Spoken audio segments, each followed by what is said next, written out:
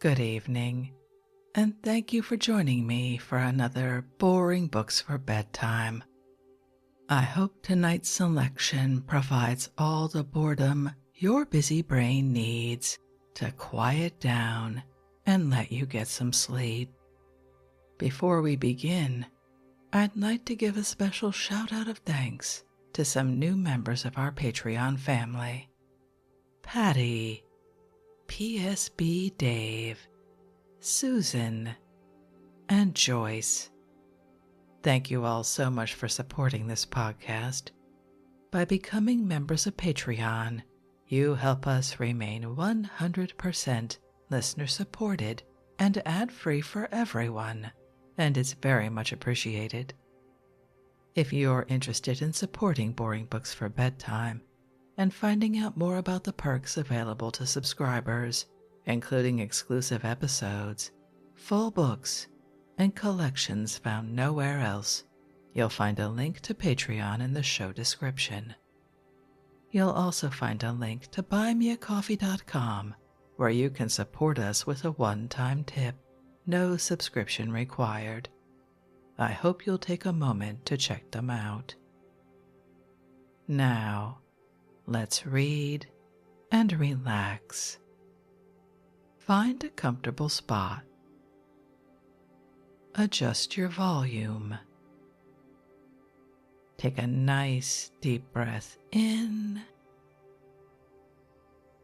Let it out slowly. And off we go.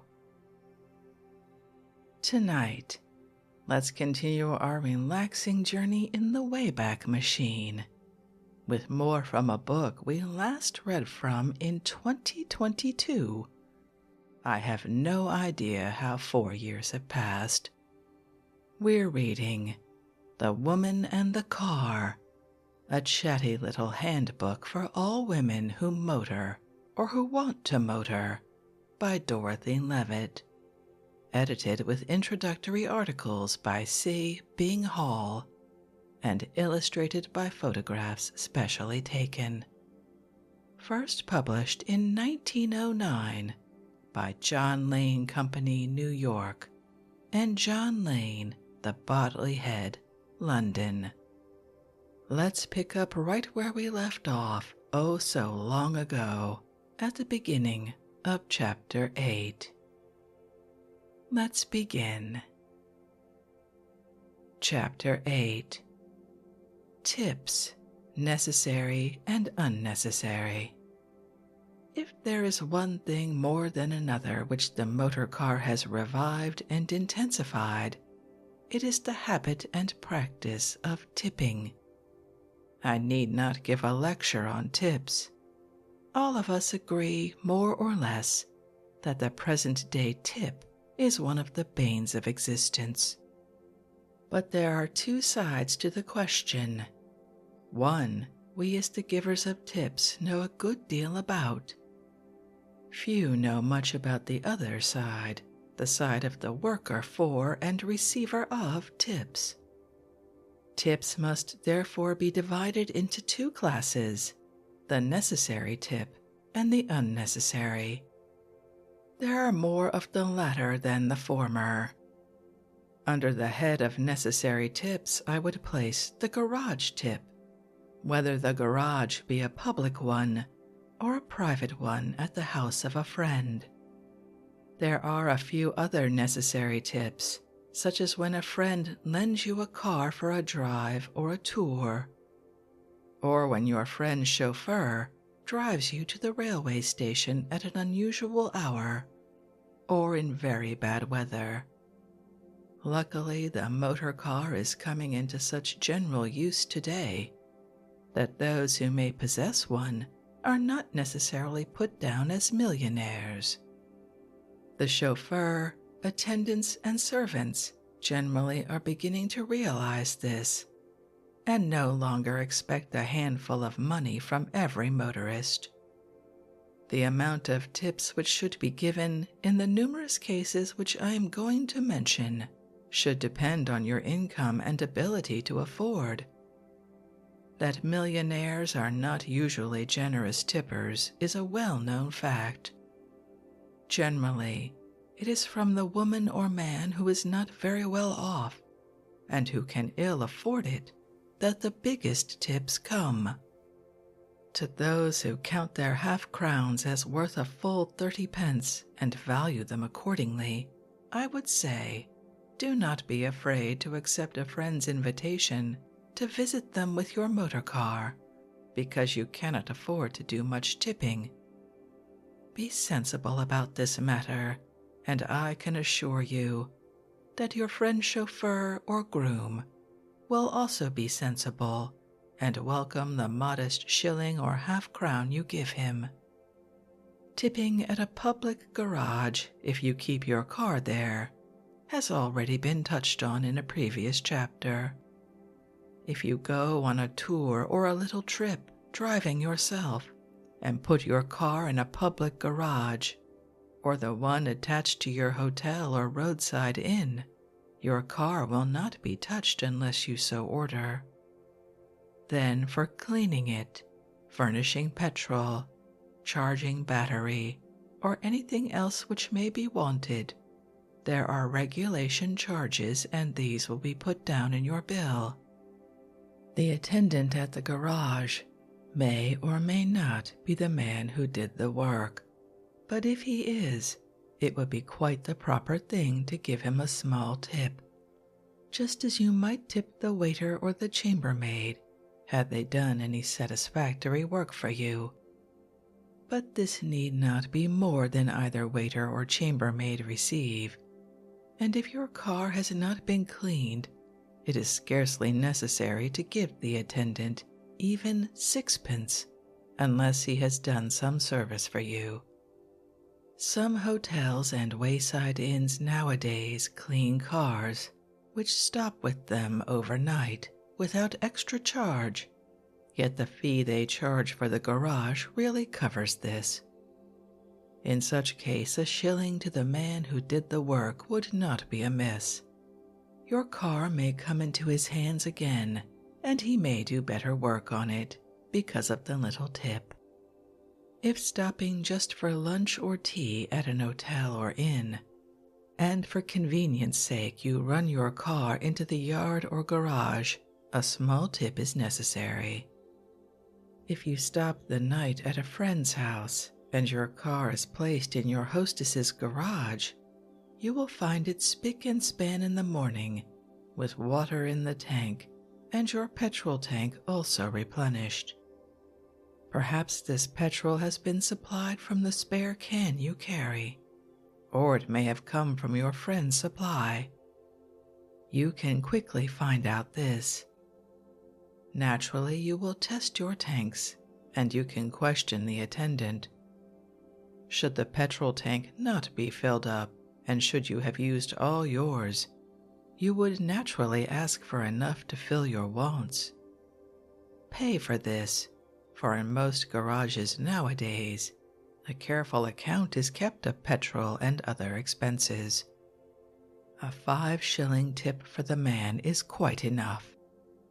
If your hostess should have a stable only and not a garage, and the man is only able to clean your car as he would a carriage, and you have to do the filling of the tanks and the starting of the engine and so on, a smaller tip is all that is necessary. In staying a weekend at a country house, if your car has not been used during your stay, the tip of 5 shillings is quite sufficient. But rules on such points depend on circumstances. If the weather has been bad and the car is in a very muddy state, the man will probably have had considerable extra work to bring out your car clean and shining. Remember what you would have had to pay at a public garage and act accordingly. If you merely pay a call or go to lunch or tea with a friend, and your hostess has a chauffeur who takes the car from you and brings it up to the front door at your departure, a little tip, perhaps 2 shillings, should suffice. But such a tip is quite an unnecessary one. the man has done nothing but what he has been paid to do by your hostess. He has done no special or extra work especially for you. It is always a good thing to keep this in mind, whether or not a man whom you are about to tip has performed any direct service for you, extra in any way to what he has paid his wages for, in connection with your car. If he has, a tip is not out of place if you can afford to give one. Do not let the idea run away with you that simply because you own and drive a car, you must be handing tips to everybody. More than half the tips given are absolutely unnecessary. There are dozens of cases where people foolishly tip. If your hostess's groom drove you in the dog cart to the station to catch a train, you might think a 2-shilling tip all sufficient. Yet when her chauffeur takes you to the same place in a motor car, you wonder whether he will think 5 shillings is enough. It is really very absurd. If we have to tip, why not treat the motor car as we would any vehicle, and the chauffeur as we would any groom or coachman? There are some people who feel justified, if sent up to town in a friend's car, in giving the chauffeur as a tip the amount of the first-class railway fare for the distance. A tip decidedly should be given, but certainly not so large a one as this, in most cases, would figure out. If taken to town from a country house or vice versa, and one travels in the car with one's hostess, certainly no tip is necessary, nor should one be given if one goes for a drive with one's hostess. Should a friend lend you a car for a day or a drive, a small tip is properly given. But if a friend lends you a car for a tour of some days, the proper thing is to offer to pay the chauffeur's wages for the week. A tip on the top of this should depend on the manner in which the man serves you. I have mentioned all these different points because at some time or another they may be actual experiences of the woman who owns and drives her own car. I do not claim to be an authority on tipping. I distribute a good many gold and silver pieces during a year, but I tip for services rendered and use common sense about the amounts. I get the best of service everywhere. If every woman who drives her own car followed my rule in this respect, the tipping nuisance would not be such a terrible thing after all. Distinguished women motorists. There is no country in the world, not even France, where the motoring movement received its first real start and its keenest pursuit, nor America, where the fair sex is supposed to receive and to exercise its largest freedom. There is no country in the world in which women may be seen at the helm of a motor car so frequently as in England. Whatever the cause, whether it be due to a greater sense of security from annoyance on public roads, or simply to superiority of pluck, the fact remains that women in England excel their sisters in other countries as greatly in motoring as in horsemanship. Almost every woman who can afford it is, of course, a motorist, in the sense that she owns or has at her disposal a motor car. It is not, however, with the ladies whose experience of the pastime is limited to a seat beside or behind the driver that this chapter deals, but rather with those who are accustomed to the task of driving and caring for their cars, and who find a healthful recreation in doing it.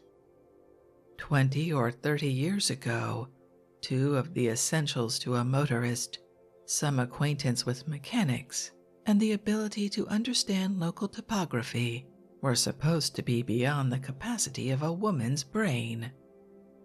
The supposition was simply due to the fact that woman's brain had never had occasion to approach these subjects. 50 years ago, a satirical writer, a man of course, averred that although instruction in the use of the globes was part of the curriculum of every girl's school, no woman could understand, or would try to understand, a road map. If the remark was true when it was written, it is certainly not true today. The schoolroom globes have long been buried in the dust of disuse, but the pastimes of cycling and motoring have made the understanding of maps a necessity to every active gentlewoman. Indeed, the average woman is probably quicker than the average man in gathering from a map the information which it has to offer. So with mechanics. If a woman wants to learn how to drive and to understand a motor car, she can and will learn as quickly as a man. Hundreds of women have done and are doing so, and there is many a one whose keen eyes can detect and whose deft fingers can remedy a loose nut or a faulty electrical connection in half the time that the professional chauffeur would spend upon the work. Incontestable evidence of the practical interest which English women are taking in motoring is afforded by the existence and prosperity of the Ladies' Automobile Club. This institution was established in 1903. The annual subscription is 5 guineas, and there is an entrance fee of the same amount. There are nearly 400 members, most of whom are fully competent to drive their own cars. The club has successfully organized a number of tours in England and on the continent, as well as driving competitions at Ranelagh. The president of the Ladies' Automobile Club, the Duchess of Sutherland, is the grande dame of automobilism in England. The Duchess is an accomplished motorist, and although in cold weather she prefers to be driven by somebody else, in summer she may often be seen at the wheel. Her latest car is a Mercedes. Another peeress who drives and drives well is the Countess of Kinnoul. The Countess shares her husband's fondness for sport, a great variety of which is provided in the neighborhood of their beautiful Scottish home at Dublin Castle, and she finds the motor car an indispensable adjunct to the full enjoyment of country life. Lady Wimburne, whose energy and industry are as inexhaustible as those of her brother, the late Lord Randolph Churchill, finds the motor car an invaluable aid to her useful activities, as well as a means of recreation. She has 3 or 4 cars and is an able and confident driver. Lady Viola Talbot, daughter of the Premier Earl of England, is like her father in the love of sport. Like him, she is almost as fond of motors as of horses. She is mistress of the car and its appurtenances, and has driven some thousands of miles at home and abroad. Among other titled ladies who count their miles by the thousand may be named Lady Beatrice Rawson, a devotee of the small car; Lady Muriel Gore Brown; the Honourable Mrs. Morris Gifford of Boothby Hall, Grantham; Lady Plowden, and the Baroness Campbell de Lawrence. The Baroness has the distinction of being the first lady in Britain to drive and manage her own car. Cars in those days were patterned like high dog carts and were mostly steamers. The Baroness possesses several photographs of herself and husband, with a groom in the tiger's seat of the old-fashioned car. today these pictures have a very queer look. A complete list of the ladies who have taken part in motorcar road trials and club competitions would be wearisome to the reader, but a few names may be mentioned.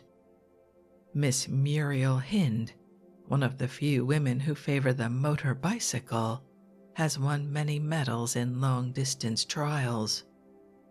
Mrs. Herbert Lloyd, who is not only an expert driver, but the inventor of some very ingenious appliances for motor cars, has done well in open competition with professional male drivers.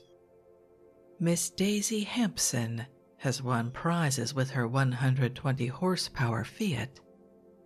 Mrs. E. Manville has taken part in the Herkimer competition. No list of distinguished women motorists would be complete without the names of those who took part in the first race for ladies upon the Brooklands course. The race, which was called the Ladies' Bracelet Handicap, took place in July 1908. There were 5 starters. Mrs. Locke King, wife of the founder and owner of Brooklands Racecourse. Miss Muriel Thompson, Miss Christabel Ellis, Miss N. Ridge Jones, and Mrs. J. Rowland Hewitt. Mrs. Locke King, who started from scratch, finished a length in front of Miss Muriel Thompson, her speed over the course being at the rate of 50 miles an hour. There are few lady motorists who take a keener practical interest in their cars than Miss Isabel Savory. Miss Savory, who has driven many cars, is loud in her praises of her 10-horsepower Cadillac. This car she has always driven and attended to herself, never having employed a chauffeur. She has done all the oiling and adjustments and has put on many a new inner tube by the roadside. She has driven long distances without any companion and has dealt single-handed and successfully with every emergency that has arisen.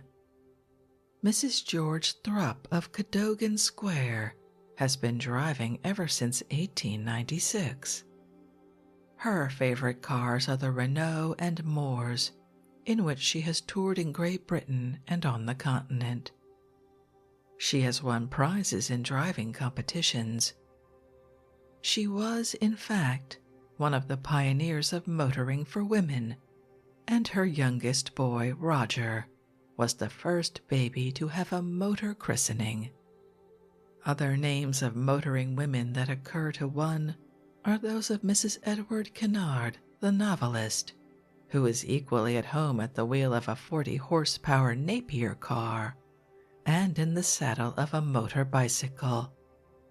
Miss Hunter Bailey of Cirencester, Miss Mark Mayhew, Miss Schiff, Mrs. Claude Payne, Mrs. Nicol, Mrs. Wegelin, Mrs. Charles Jarrett, and Mrs. Edge. No doubt there are other names which at the moment have slipped the memory, but which have as good a claim as these to inclusion in the catalogue of distinguished women motorists. The list is long enough, however, to show the ardor and success with which women have applied themselves to the mechanical details of automobilism. The coming of the small car. One of the latest and most notable developments of the motor industry is the prominence of the small car. It is obvious that the number of individuals who can afford to pay from £150 to £230 for a motor car for purposes either of pleasure or business is enormous in proportion to the number of those who can afford to pay more. Motor manufacturers have never been blind to that fact. It is only in recent years, however, that they have seen their way to meet the demand with satisfaction to their customers and profit to themselves. The small car has come and its merits are so considerable, the pockets to which it appeals so many, that its popularity is assured. It is not a very rash prophecy to declare that in a few years' time it will be the vehicle most commonly met with on the high road, and its manufacture the mainstay of the motor trade. In France, where the possibilities, commercial and practical, of the small car were first foreseen, the great motor race of the year, the Grand Prix of the Automobile Club de France, is now preceded by a Grand Prix de Voiturette. And the result of the 1908 contest is a striking illustration of the speed and reliability of which some of these little vehicles are capable. Of the 47 voiturettes which went to the post, 20 completed the course of 286 miles in a little more than 7.5 hours. The winner, a car driven by a single-cylinder de Dion engine and weighing little more than 1,200 weight, covered the distance in 5 hours and 3/4, an average speed of nearly 50 miles an hour, while the second car, a single-cylinder Césaire, which was only 6 minutes behind at the finish, covered one of the laps at an average speed of more than 53 miles an hour. Speeds such as these are happily not lawful on English roads. I pointed them only to illustrate the power that the motor manufacturer has succeeded in obtaining from a single cylinder of less than 4 inches bore, and the excellence of design and material which has enabled him to produce a little vehicle weighing a good deal less than a ton, yet capable of withstanding the shocks of rattling over 286 miles of country road at racing speed. The race for the Grand Prix des Voiturettes and other recent trials have amply demonstrated the speed and reliability of the small car. They have shown that for sums ranging from 150 to 230 pounds, the manufacturer can make a car which, for all practical purposes of everyday use upon the road, is the equal in speed and trustworthiness of a car costing from 3 to 5 times as much. The 8-horsepower de Dion, which cost £225 15 shillings, went through the International Touring Car Trial of 1908 with flying colors. It covered 1,800 miles of arduous road work in capital style, and by shedding one of its passengers, it even managed to climb the terrible 2-mile slope of the Kirkstone Pass. The 9-horsepower Césaire, the engine already referred to as having accomplished the fastest lap in the Grand Prix, costs 190 guineas. There are many other cars, British and foreign, not less reliable and equally moderate in price. The Phoenix, for example, a twin-cylinder car costing £140. The Jackson de Dion, costing £220. The Pick, a 4-cylinder, 14 to 16 horsepower car, costing only £165. The Rover, costing from 100 to 200 guineas, according to engine power and finish. And the Vauxhall. When it is remembered that cars can often be bought second-hand, but in first-class condition, for about 2/3 of their original cost, it will be recognized that motoring need not be the exclusive privilege of the very rich. It is not, however, in the comparison of first cost, so much as in that of the cost of maintenance, that the small car appeals to the man of moderate means. Generally speaking, it may be said that as compared with a full-powered car, the small car uses little more than 1/3 the quantity of petrol per mile traveled. and that its tires cost only half as much and last twice as long.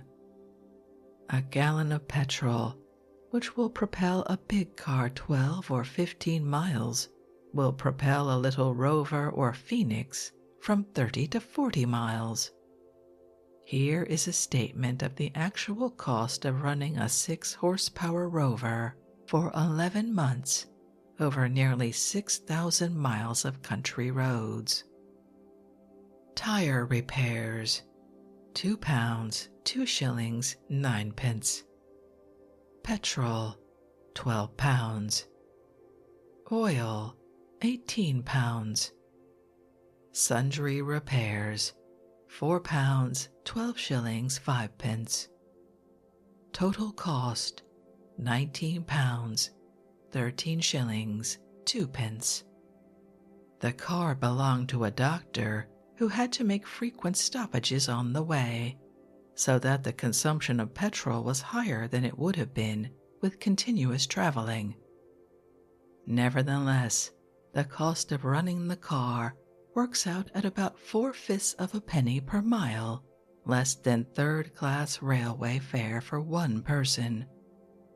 This is no doubt an exceptionally low figure. Another user of an exactly similar car has found the cost of running 3,400 miles to be as follows.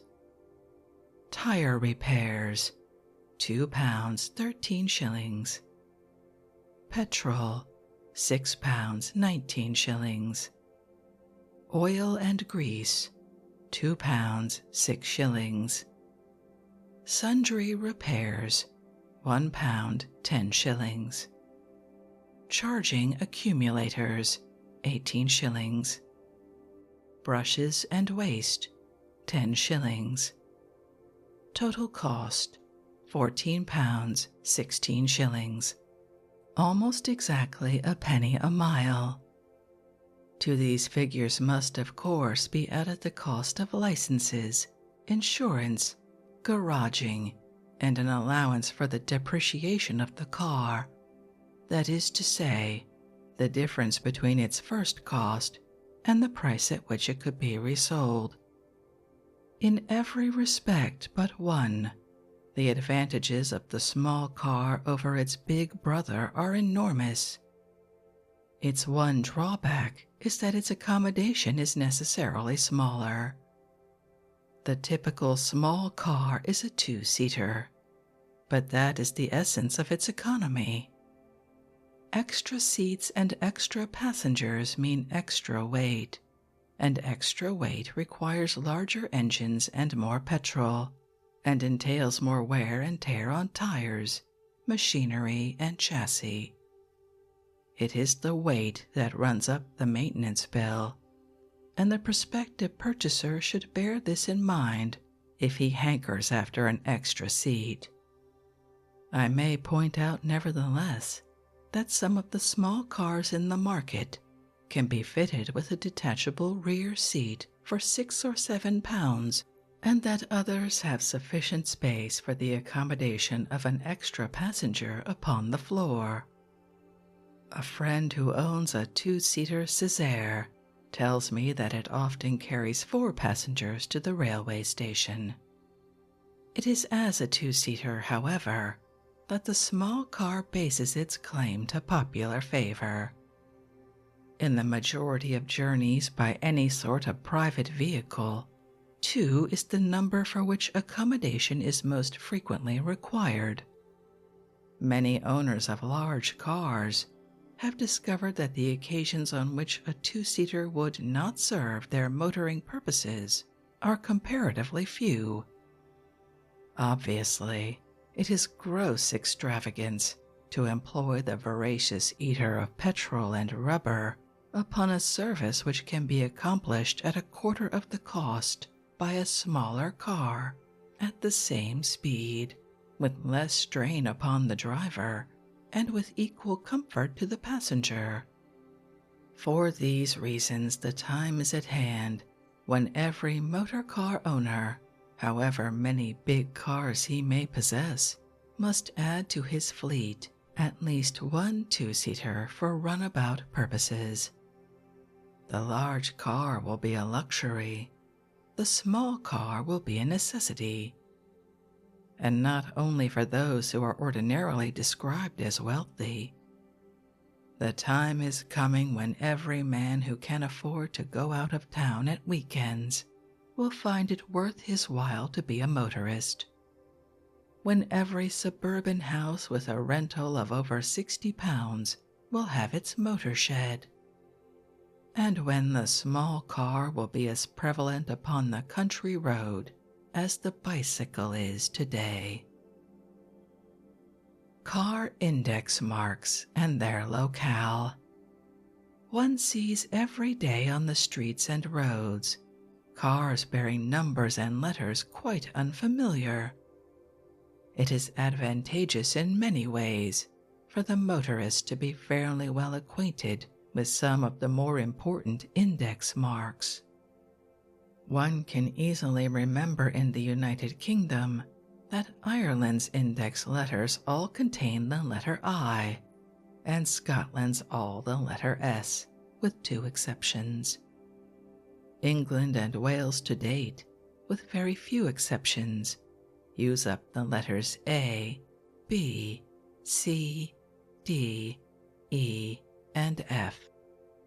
London has now 4 distinct index marks, and no doubt will add to them as the increase in cars may demand. All motor cars must have an index mark and a registration number, excepting those owned personally by His Majesty the King. White letters and figures on a black plate are for privately owned cars. Trade vehicles use colored figures and letters, usually red on a white plate. Trade vehicles usually also have additional letters, which are granted them as a trademark or for trade purposes, but the index mark or letter of their locale must in all instances be placed first on the plate. Registration need not be effected in the same district in which the car is owned, so that with some trouble, an owner can have practically any letter she likes on her car. The fee for registration, £1, need be paid only once on any one car, excepting on change of ownership, when a fee of 5 shillings is payable. But with this change of ownership, the index mark and registration number remain the same. If a new index mark and registration number are wanted, the existing ones can be cancelled and the car re-registered in any locality on payment of the full fee. The following are the index marks in use in the United Kingdom. England and Wales. A. London, also LB, LC, and LN. AA, Southampton County Council. AB, Worcestershire.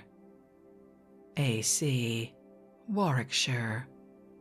AD, Gloucestershire. AE, Bristol. AF, Cornwall. AH, Norfolk. AJ, Yorkshire North Riding. AK, Bradford. AL, Nottinghamshire. AM, Wiltshire. AN, West Ham. AO, Cumberland. AP, Sussex East. AR, Hertfordshire. AT, Kingston on Hull. AU, Nottingham. AW, Shropshire. AX, Monmouthshire. AY, Leicestershire. B, Lancashire. BA, Salford.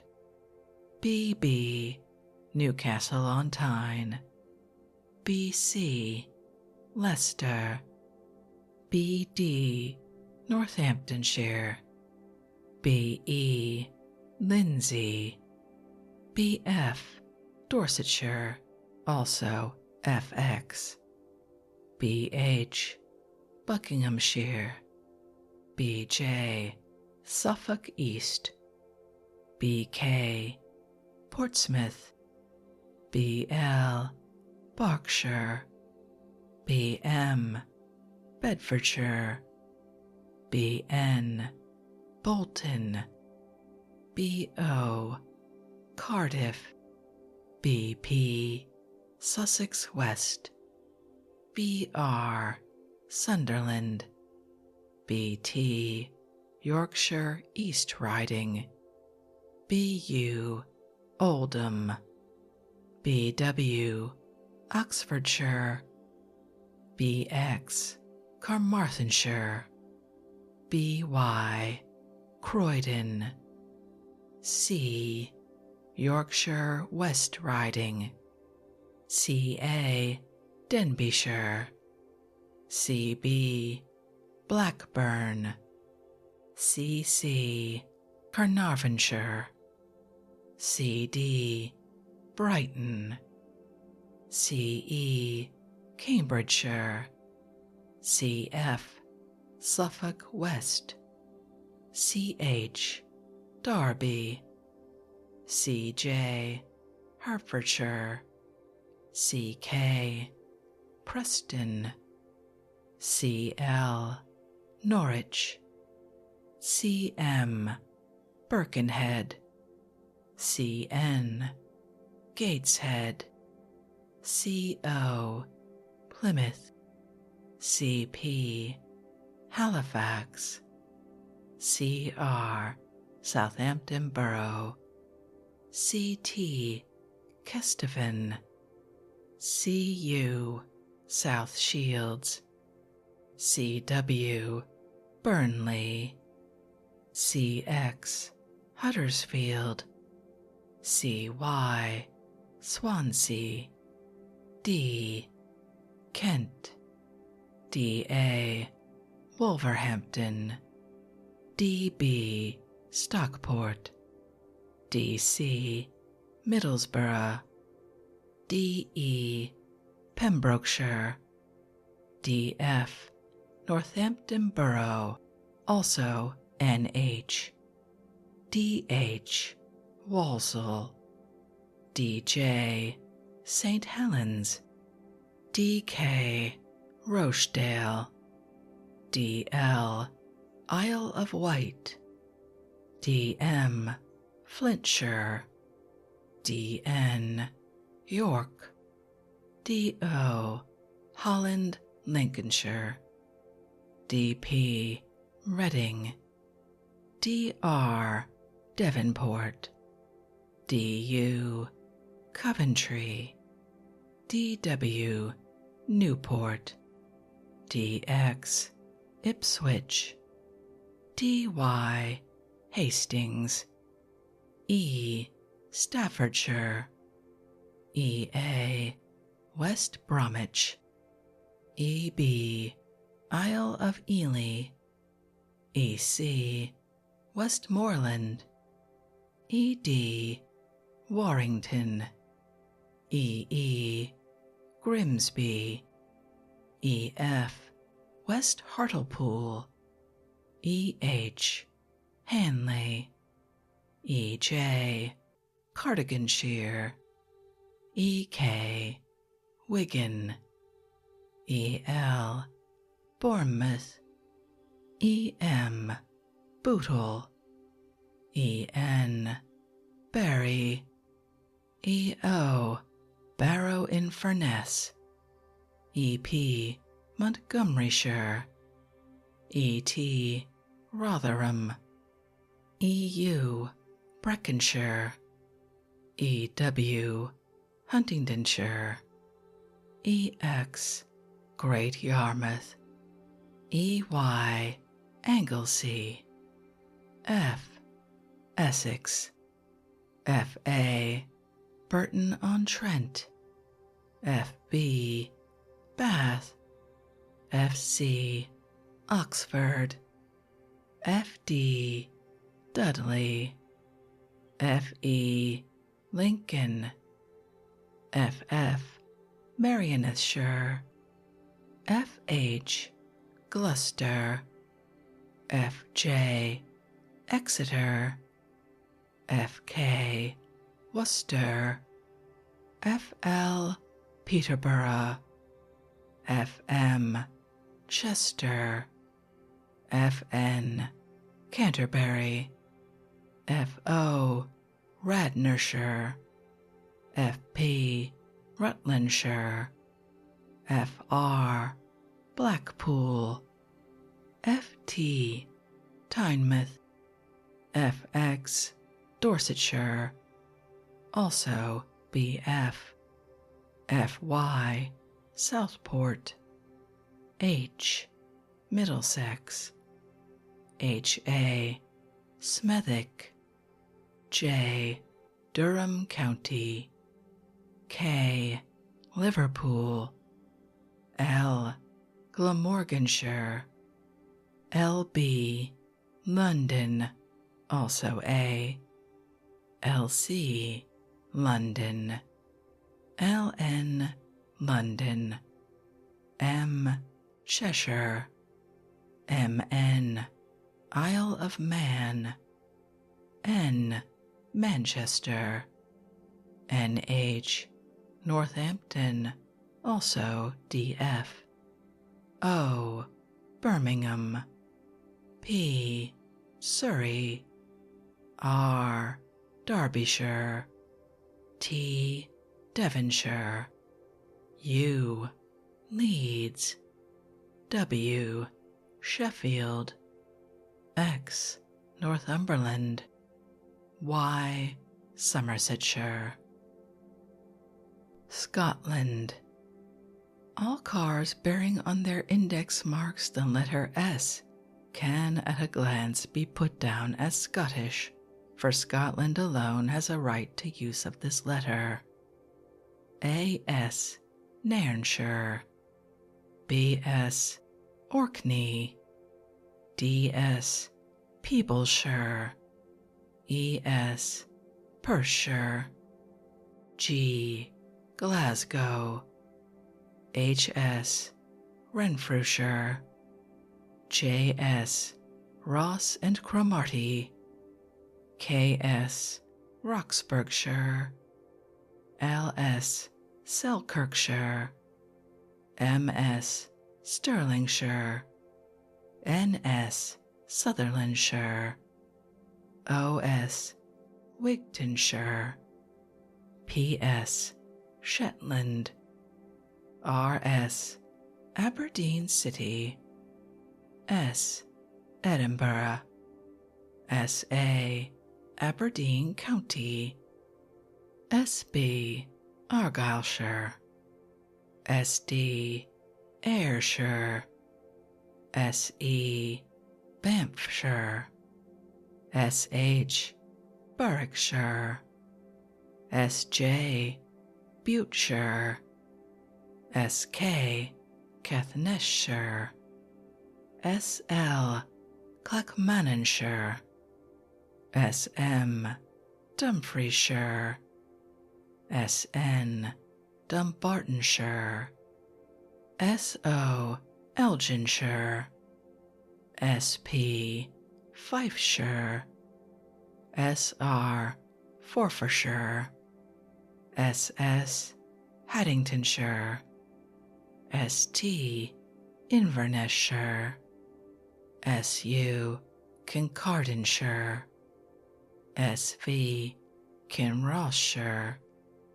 SW, Kirkcudbrightshire, SX, Linlithgowshire, SY, Midlothian, TS, Dundee, US, Govan, V, Lanarkshire, VS, Greenock, WS, Leith, XS, Paisley, YS, Partick.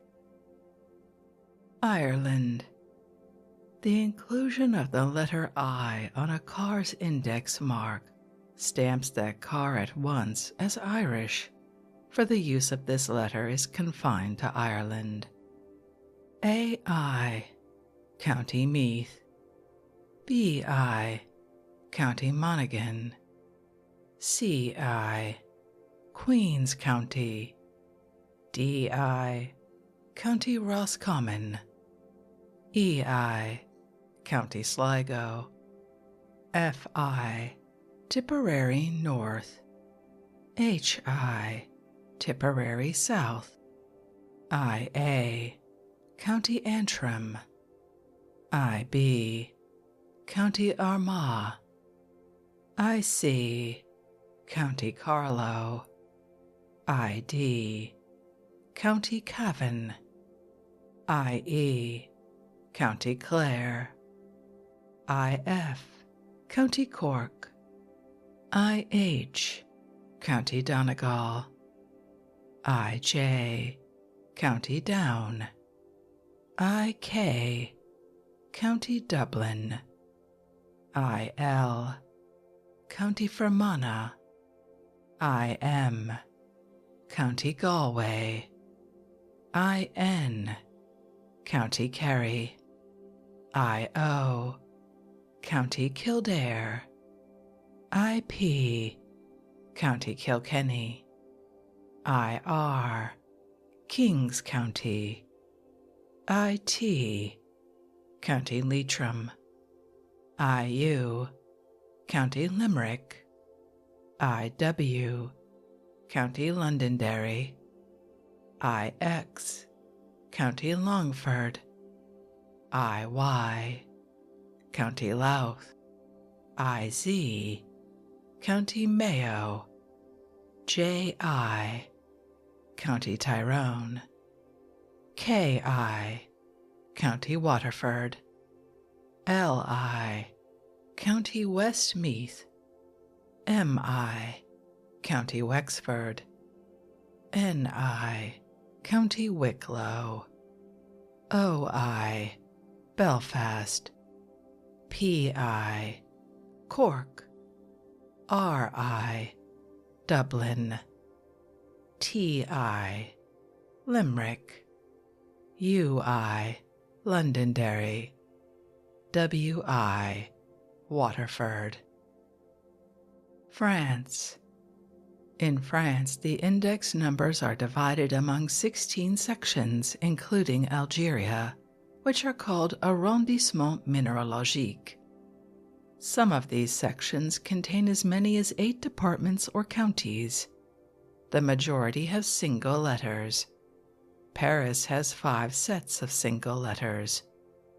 It is necessary for a motorist from the United Kingdom, when taking her car into France, to affix a French index mark above her British one. This mark and number will be given her at the point of debarkation on registering the car, and on passing a pleasant and easy little examination in the art of driving. This test consists in driving round a square or up and down the street for about a quarter or half a mile, turning a few corners en route. Germany. The motorist from the United Kingdom can take her car into Germany and drive it there without having to put on a new number. Germany willingly accepts the British index mark already on the car. Index marks in Germany are allotted in 26 different sections, one of which, Prussia, is subdivided into 12 provinces and the city of Berlin. In nearly all the distinct kingdoms and duchies, an attempt has been made to utilize the initial letter of that section, thereby making recognition of the locale of the car quicker. In Prussia, the mark is the number 1 in a Roman figure, followed by letters of the alphabet. In many other provinces, numbers in Roman figures are also used. the figure in most instances being followed by a letter of the alphabet.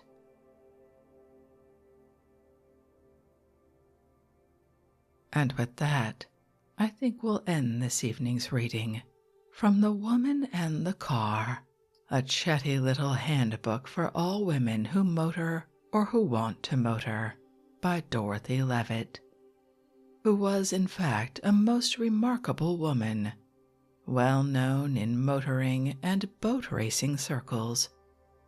If you'd like to read this work for yourself and see the many photographs in it, as always, you'll find a link to a free ebook from Project Gutenberg in the show description. If you'd like to connect, suggest a boring book you'd like to hear read, or request more from one we've already started, you can drop me an email via our website, www.boringbookspod.com. It's always a pleasure to hear from you. Thank you so much for joining me for this evening's reading. Until our next boring book, good night.